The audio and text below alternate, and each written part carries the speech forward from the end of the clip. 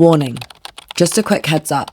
This podcast deals with themes of violence, suicide, self-harm, sexual abuse, and animal cruelty. Listener discretion is advised. Someone's coming to the door. You're under arrest. Come out the address. Keep walking towards me. Stay where you are. Hands on your head, stay where you are. Face me, hands on your head, stay where you are. You're under arrest.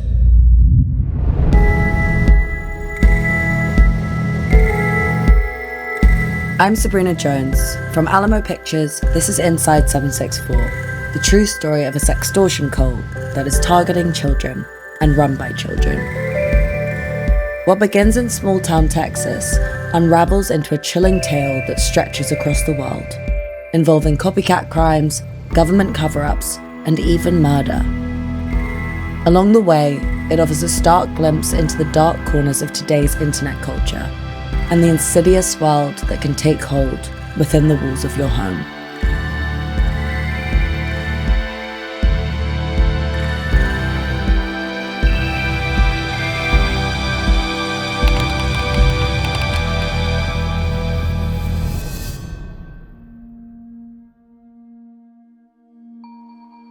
Last episode, we looked at how 764 and affiliate groups evolved after Bradley Cadenhead's arrest. We tracked how a sinister type of odds-on led a teenage girl to take her own life, and a 17-year-old boy to commit his first murder moments before his 18th birthday. We started to grasp how 764 moves beyond the digital, offering an addictive and toxic second home that can lead you to commit acts you'd never considered before. This week, we return back to a group we heard of in earlier episodes, the Order of Nine Angles, as we start to spot the clues connecting these two groups and more deeply understand the ideology powering 764. This is Ali Winston, a reporter we've spoken to before who's covered the 764 story. I asked him when he first became aware of 764. While tracking the criminal proceedings for a young man named Angel Almeida. He's like a 6-time loser from Florida, methamphetamine addict, criminal, served prison time. He's young, this is a 25-year-old man, but he's already served serious time in Florida for grand theft auto. After he was released, he moved north to New York City from Florida to live with his father in Queens. And while in New York City, he caught his neighbor's attention and attention from people in the community by toting firearms. He had a shotgun and a pistol that at least one person saw him display and called the cops about. And then they also did note that he seemed to be using copious amounts of narcotics as well, either crack cocaine or methamphetamine. So when the feds took his door in 2021, they not only recovered the firearms that had been reported up to local police, but they also found several devices of his that were stacked with, gigabytes of child pornography and CSAM material and gore videos, Animal Crush, so forth. They also found on his devices a series of photographs of him posing in front of Nazi flags, a number of photographs of books and flags in his room that once they, became public in these court records immediately caught my attention. There are two images that cropped up in Almeida's court filing that made clear how devoted he was to this sort of abuse. Number one is a photograph of himself in a bathroom with a young woman whose face is blacked out and he has a firearm to her head. And then another photograph was also included in court exhibits. It's labeled, when you see life through rose-tinted glasses. And it's a photograph of a young girl, prepubescent girl, probably about 9 or 10 years old, wearing, her undergarments. And she's bound and gagged on a porch, and her mouth is duct taped shut. I believe, per what was said in court, that was a younger relative of Angel Almeida's. That was a cousin of his. They're not pleasant images. Almeida's apartment was raided and a 9mm handgun, ammunition, a skull mask balaclava, and 4 electronic devices were seized. It became clear that he was fascinated with some of the worst types of violence out there, that he had definitely had relations with people under the age of 18 and was bragging about it. He ended up receiving a federal charge for that later on. And it also became clear that he was involved in something called 764. This is one of the first times the FBI had come across 764. In my conversations with two journalists who broke the 764 story, Ali Winston and Roman Hoffner, I've come to understand 764 as a mix between chaos, ideology, and as possessing very specific aesthetic components.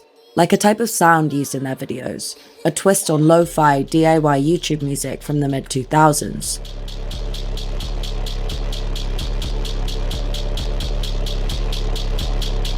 In pictures, they always ask the victims to don their username when doing cut signs. And finally, this also includes the possession of certain scriptures and symbolism in your belongings. To wrap our heads around what 764 is, we have to understand what inspired it. And there was a clue in Almeida's apartment. During the raid, FBI found a piece of paper with a collection of symbols on it. In the middle, a hooded figure stands erect on the page, his veil marked with a symbol, a circle with a cross through. Around the figure, 4 symbols represent the cardinal directions. To me, they look like a collection of randomly placed lines, but each one is smeared with a reddy brown liquid. On the bottom of the page, a phrase is penned, a covenant signed in blood. May the devil walk with you always. Satanae Manibus.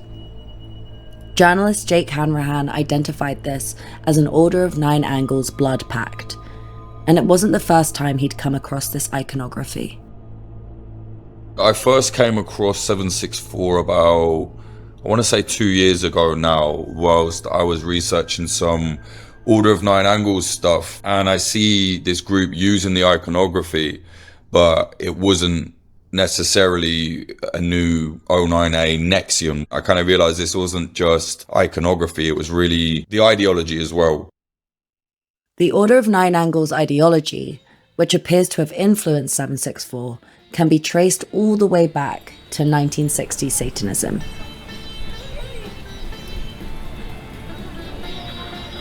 When Anton LaVey kicked off Satanism in 1960s San Francisco, his beliefs gained traction at a time when culture was in flux.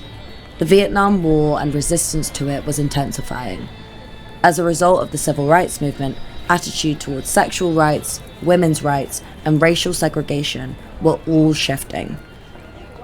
LaVey's Satanism was defined as the pursuit of individualism at large, and it found a place among those looking to subvert traditions over issues including gender, sexuality, and religion. But by the 1980s, Satanism came to take on a different meaning.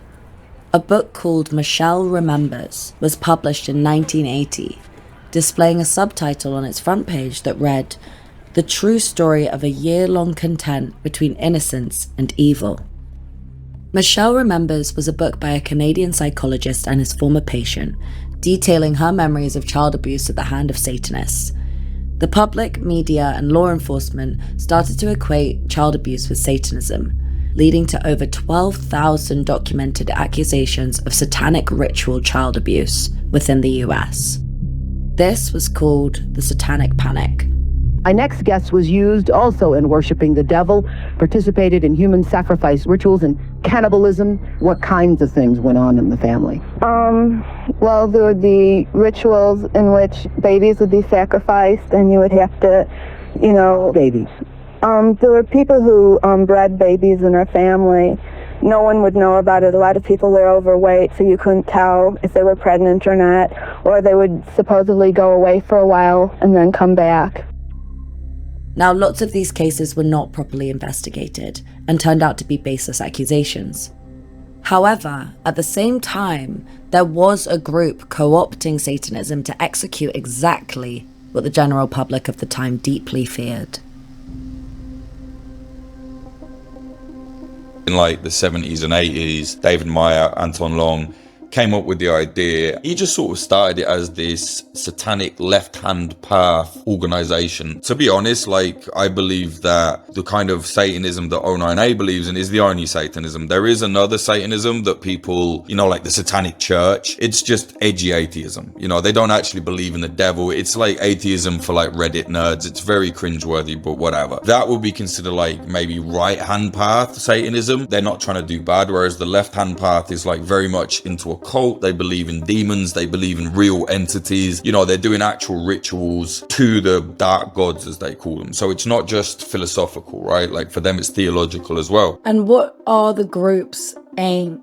It's essentially that you evolve into a different kind of person, and you through their teachings you kind of find a place within the stars. But really, if you're talking about practical goals, they want to subvert society in a way to accelerate everything to zero and get rid of the quote-unquote Christian Judeo way of life. The idea is that they would influence and subvert so much so that they have enough people to do what is called culling, which is literally going out and murdering people that are not within their ideology. It's to say simply, like, the Order of Nine Angles, if they didn't exist, 764 wouldn't have developed in the way they did.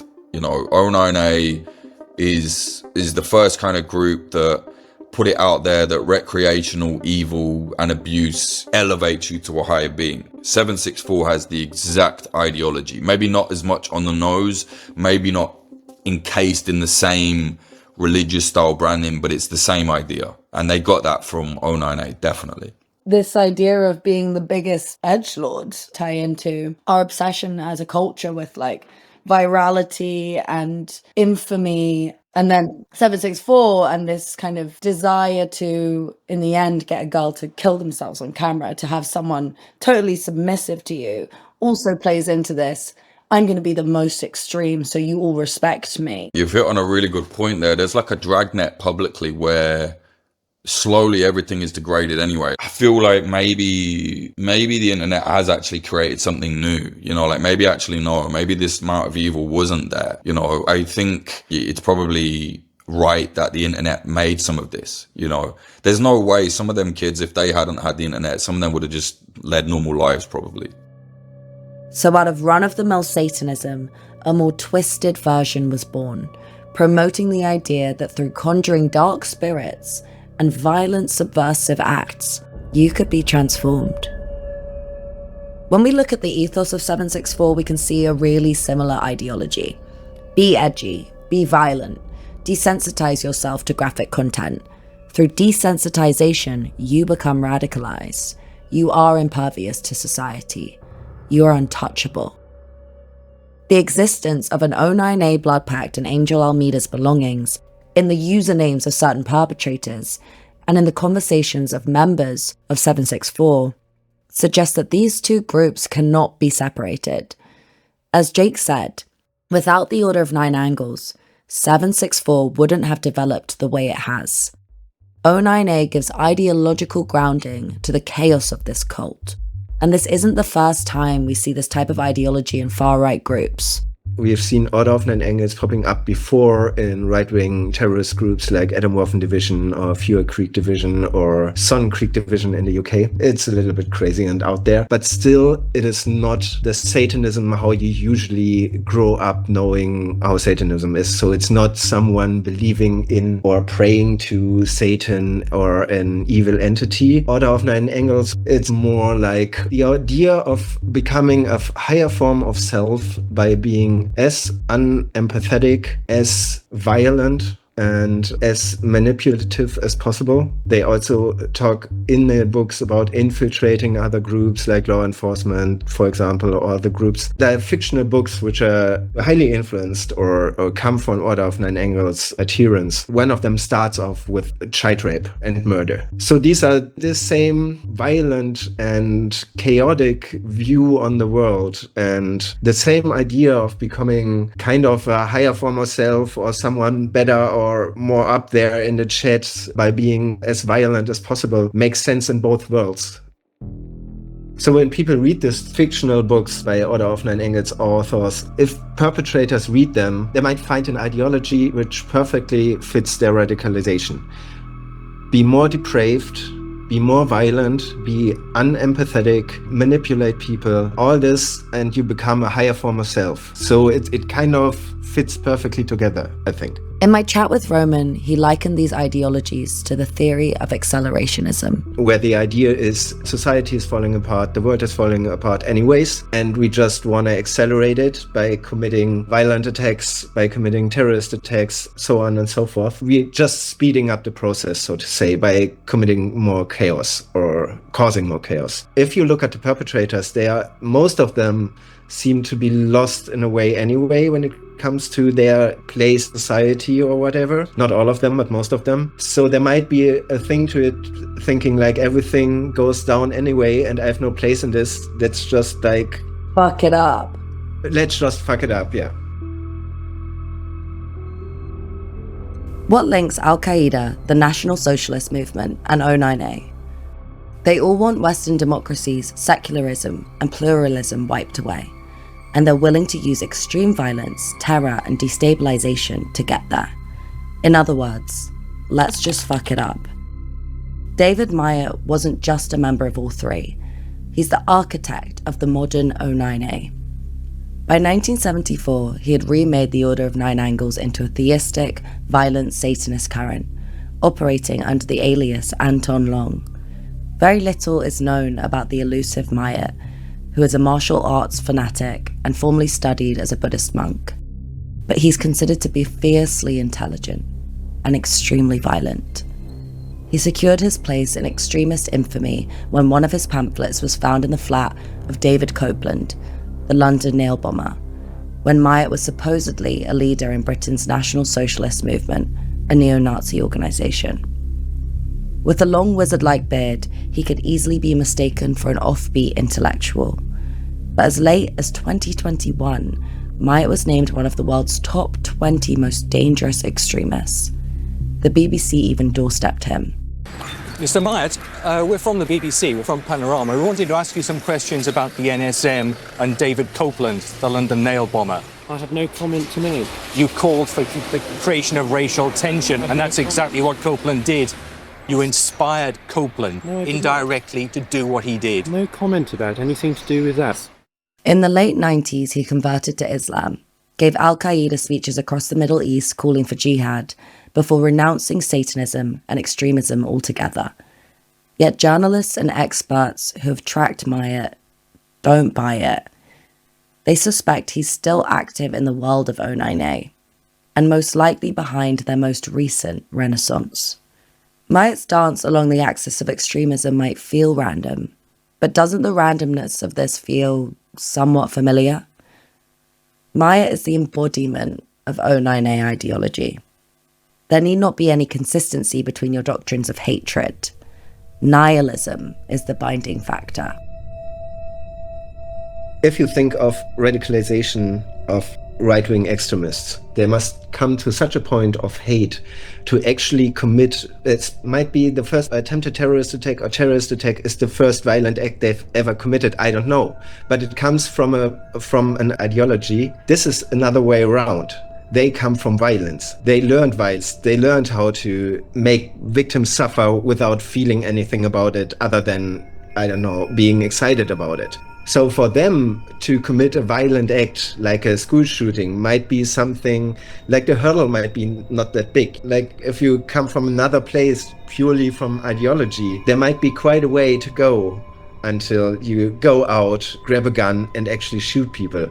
But if you make children suffer on a daily basis, I don't know, look at gore videos every day. If this is part of who you are, I think that, that it might only one step to go outside and actually commit violence on random people. When you listen to the victims' testimonies, there's this consistency in being racist, being homophobic, being like xenophobic. It's like a part of your armor. It's not necessarily that you align yourself with those things, because the victims end up saying those things too, because they're part of this system and that's the language you use. It's the aesthetic. Whereas there's something much more base that is the driving force, which I think is, as you said, the violence of it all and the chaos. The infiltration of ideology, language, and text from groups such as the Order of Nine Angles is so deeply entrenched in 764 that it makes it really hard to untangle what is ideology, what is random, what is calculated, and what is done with intention. When the order is disorder, how do you start to understand it?